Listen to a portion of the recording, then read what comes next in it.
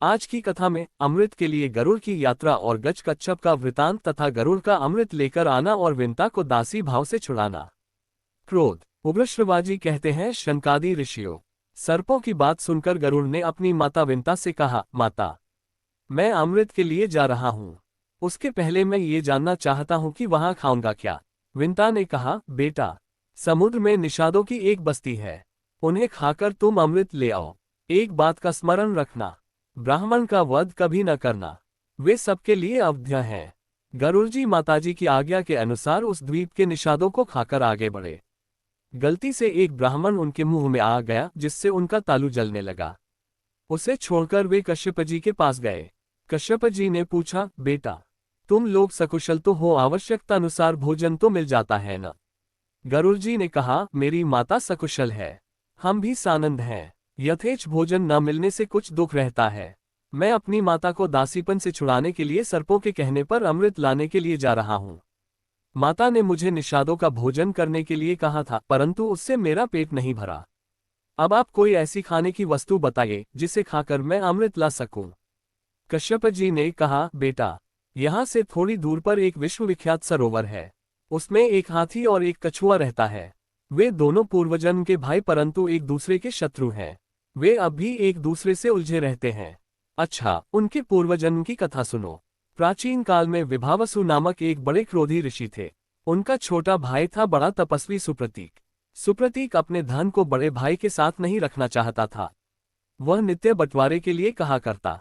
विभावसु ने अपने छोटे भाई से कहा, सुप्रतीक, धन के मोह के कारण ही लोग उसका बंटवारा चाहते हैं और बंटवारा होने पर एक दूसरे के विरोधी हो जाते हैं। तब शत्रु भी उनके अलग अलग मित्र बन जाते हैं और भाई भाई में भेद डाल देते हैं। उनका मन फटते ही मित्र बने हुए शत्रु दोष दिखा दिखाकर वैर भाव बढ़ा देते हैं। अलग अलग होने से तत्काल उनका अधापिन हो जाता है, क्योंकि फिर वे एक दूसरे की मर्यादा और सौहार्द का ध्यान नहीं रखते। इसी से सत्पुरुष भाइयों के अलगाव की बात को अच्छी नहीं मानते। जो लोग गुरु और शास्त्र के उपदेश पर ध्यान न देकर परस्पर एक दूसरे को संदेह की दृष्टि से देखते हैं, उनको वश में रखना कठिन है। तू भेदभाव के कारण ही धन अलग करना चाहता है, इसलिए जा, तुझे हाथी की योनि प्राप्त होगी। सुप्रतीक ने कहा, मैं हाथी होऊंगा तो तुम कछुआ होगे। गरुड़। इस प्रकार दोनों भाई धन के लालच से एक दूसरे को शाप देकर हाथी और कछुआ हो गए हैं। यह पारस्परिक द्वेष का परिणाम है। वे दोनों विशालकाय जंतु अब भी आपस में लड़ते रहते हैं। हाथी 6 योजन ऊंचा और 12 योजन लंबा है। कछुआ 3 योजन ऊंचा और 10 योजन गोल है। वे मतवाले एक दूसरे का प्राण लेने के लिए उतावले हो रहे हैं। तुम जाकर उन दोनों भयंकर जंतुओं को खा जाओ और अमृत ले आओ। कश्यप जी की आज्ञा प्राप्त करके गरुड़ जी उस सरोवर पर गए। उन्होंने एक नख से हाथी को और दूसरे से कछुए को पकड़ लिया तथा आकाश में बहुत ऊंचे उड़कर अलम तीरथ में जा पहुंचे। वहां सुवर्णगिरी पर बहुत से देववृक्ष लहलहा रहे थे। वे गरुड़ को देखते ही इस भय से कांपने लगे कि कहीं इनके धक्के से हम टूट न जाएं। उनको भयभीत देखकर गरुड़ जी दूसरी ओर निकल गए। उधर एक बड़ा सा वटवृक्ष था। वटवृक्ष ने गरुड़ जी को मन के वेग से उड़ते देखकर कहा कि तुम मेरी 100 योजन लंबी शाखा पर बैठकर हाथी और कछुए को खा लो। ज्यों ही गरुड़ जी उसकी शाखा पर बैठे त्यों ही वह चड़चड़ाकर टूट गई और गिरने लगी। गरुड़ जी ने गिरते गिरते उस शाखा को पकड़ लिया और बड़े आश्चर्य से देखा कि उसमें नीचे की ओर सिर करके वालखिल्य नामक ऋषिगण लटक रहे हैं। गरुड़ जी ने सोचा कि यदि शाखा गिर गई तो ये तपस्वी ब्रह्मर्षि मर जाएंगे। अब उन्होंने झपटकर अपनी चोंच से वृक्ष की शाखा पकड़ ली और हाथी तथा कछुए को पंजों में दबाया आकाश में उड़ने लगे। कहीं भी बैठने का स्थान न पाकर वे आकाश में उड़ते ही रहे। उस समय उनके पंखों की हवा से पहाड़ भी कांप उठते थे। वालखिल्य ऋषियों के ऊपर दयाभाव होने के कारण वे कहीं बैठ न सके और उड़ते उड़ते गंधमादन पर्वत पर गए।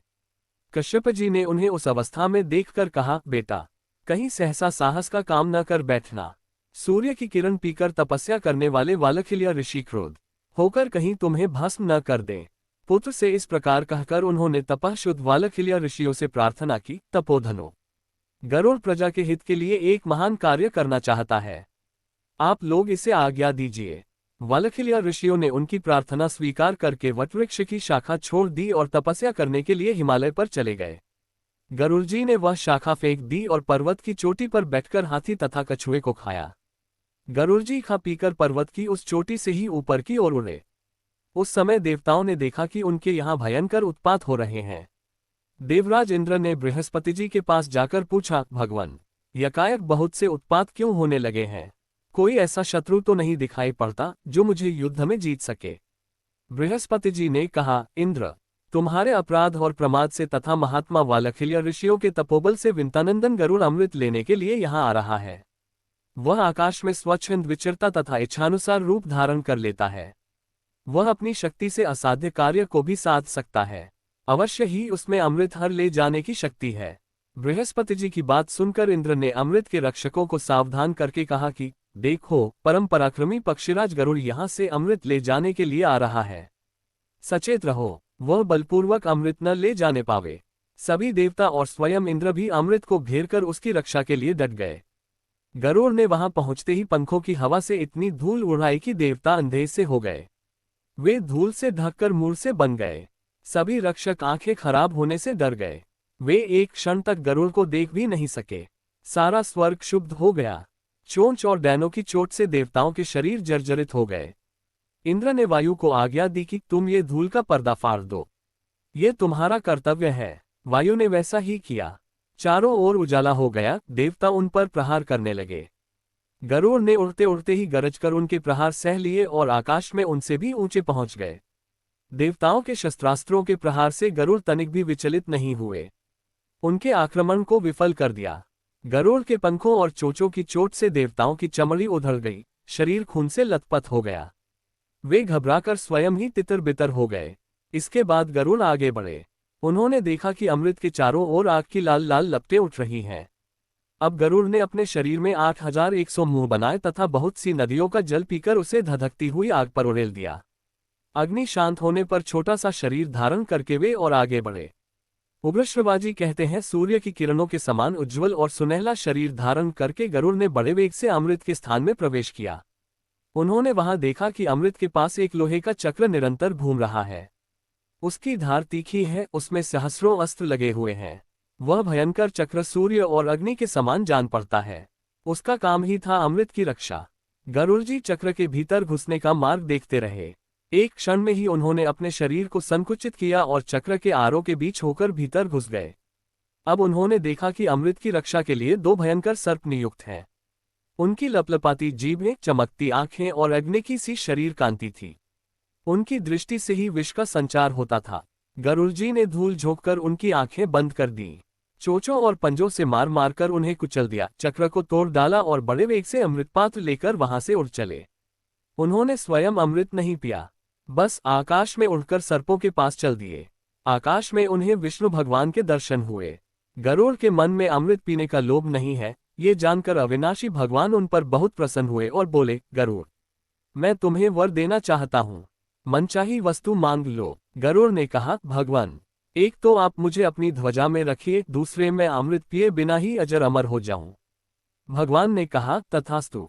गरुड़ ने कहा, मैं भी आपको वर देना चाहता हूँ, मुझसे कुछ मांग लीजिए। भगवान ने कहा, तुम मेरे वाहन बन जाओ।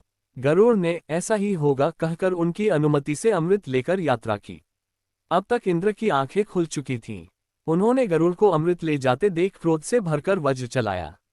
गरुड़ ने वज्राहत होकर भी हंसते हुए कोमल वाणी से कहा, इंद्र, जिनकी हड्डी से यह वज्र बना है, उनके सम्मान के लिए मैं अपना एक पंख छोड़ देता हूं। तुम उसका भी अंत नहीं पा सकोगे। वज्राघात से मुझे तनिक भी पीड़ा नहीं हुई है। गरुड़ ने अपना एक पंख गिरा दिया। उसे देखकर लोगों को बड़ा आनंद हुआ। सबने कहा, जिसका ये पंख है उस पक्षी का नाम सुपर्ण हो। इंद्र ने चकित होकर मन ही मन कहा, धन्य है ये पराक्रमी पक्षी। उन्होंने कहा, पक्षीराज, मैं जानना चाहता हूं कि तुम में कितना बल है, साथ ही तुम्हारी मित्रता भी चाहता हूं। गरुड़ ने कहा, देवराज, आपके इच्छानुसार हमारी मित्रता रहे। बल के संबंध में क्या बताऊं? अपने मुंह से अपने गुणों का बखान, बल की प्रशंसा सत्पुरुषों की दृष्टि में अच्छी नहीं है। आप मुझे मित्र मानकर पूछ रहे हैं तो मैं मित्र के समान ही बतलाता हूं कि पर्वत, वन, समुद्र और जल सहित सारी पृथ्वी को तथा इसके ऊपर रहने वाले आप लोगों को अपने एक पंख पर उठाकर मैं बिना परिश्रम उड़ सकता हूं। इंद्र ने कहा, आपकी बात 16 आने सत्य है। आप अब मेरी घनिष्ठ मित्रता स्वीकार कीजिए। यदि आपको अमृत की आवश्यकता ना हो तो मुझे दे दीजिए। आप ये ले जाकर जिन्हें देंगे वे हमें बहुत दुख देंगे। गरुड़ जी ने कहा, देवराज, अमृत को ले जाने का एक कारण है। मैं इसे किसी को पिलाना नहीं चाहता हूँ। मैं इसे जहाँ रखूँ वहाँ से आप उठा लाइए। इंद्र ने संतुष्ट होकर कहा, गरुड़, मुझसे मुँहमांगा वर ले लो। गरुड़ को सर्पों की दुष्टता और उनके छल के कारण होने वाले माता के दुख का स्मरण हो आया। उन्होंने वर मांगा, ये बलवान सर्प ही मेरे भोजन की सामग्री हो। देवराज इंद्र ने कहा, तथास्तु। इंद्र से विदा होकर गरुड़ सर्पों के स्थान पर आए। वहीं उनकी माता भी थीं। उन्होंने प्रसन्नता प्रकट करते हुए सर्पों से कहा, ये लो, मैं अमृत ले आया। परंतु पीने में जल्दी मत करो, मैं इसे कुशों पर रख देता हूँ। स्नान करके पवित्र हो लो, फिर इसे पीना। अब तुम लोगों के कथनानुसार मेरी माता दासीपन से छूट गई, क्योंकि मैंने तुम्हारी बात पूरी कर दी है। सर्पों ने स्वीकार कर लिया। जब सर्पगण प्रसन्नता से भरकर स्नान करने के लिए गए, तब इंद्र अमृत कलश उठाकर स्वर्ग में ले आए। मंगल कृत्यों से लौटकर सर्पों ने देखा तो अमृत उस स्थान पर नहीं था। उन्होंने समझ लिया कि हमने विंता को दासी बनाने के लिए जो कपट किया था, उसी का ये फल है। फिर यह समझकर कि यहाँ अमृत रखा गया था, इसलिए संभव है इसमें उसका कुछ अंश लगा हो, सर्पों ने कुशों को चाटना शुरू किया। ऐसा करते ही उनकी जीभ के दो दो टुकड़े हो गए। अमृत का स्पर्श होने से कुश पवित्र माना जाने लगा। अब गरुड़ कृतकृत्य होकर आनंद से अपनी माता के साथ रहने लगे। वे पक्षीराज हुए, उनकी कीर्ति चारों ओर फैल गई और माता सुखी हो गई। टिल्डर टिल्डर टिल्डर शून्य टिल्डर टिल्डर टिल्डर। ओम नमो भगवते वासुदेवाय नमः।